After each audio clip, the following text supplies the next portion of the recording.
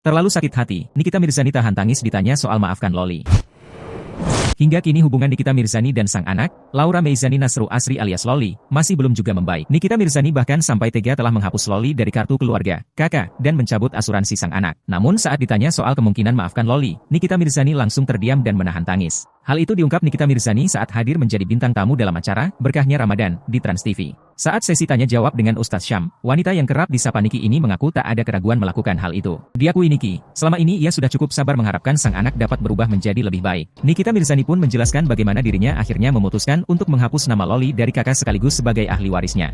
Dikatakan Nikita Mirzani, awalnya ia merasa sedih dan bimbang menghadapi sikap Loli. Ia sempat berharap sang putri menjadi pribadi yang lebih baik dan berbakti kepadanya. Namun ternyata keinginan Niki tersebut tidak kunjung terwujud. Hingga akhirnya Nikita Mirzani memutuskan untuk berembuk dengan keluarga besarnya. Menurut Nikita Mirzani, keputusan yang ia buat untuk Loli adalah yang terbaik. Sang anak ingin bebas, Nikita Mirzani pun tak ragu lagi memutuskan hubungan dengan Loli. Meski begitu, Niki berharap, suatu hari nanti Loli akan mengerti bahwa apa yang dilakukan sang ibu adalah demi kebaikannya. Ustadz Syam lantas melemparkan pernyataan ke Nikita Mirzani, yakni soal kemungkinan Loli kembali suatu saat ketika sudah dewasa, apakah ia mau menerima sang putri kembali. Terdiam cukup lama sambil tersenyum dan mata berkaca-kaca, Nikita Mirzani tampak tak mampu menjawabnya. Sambil menahan tangis, Nikita Mirzani kemudian mengatakan bahwa hanya waktu yang bisa menjawabnya. Atas jawaban Nikita Mirzani tersebut, menurut Ustadz Syam, sang aktris masih merasakan sakit hati yang begitu besar.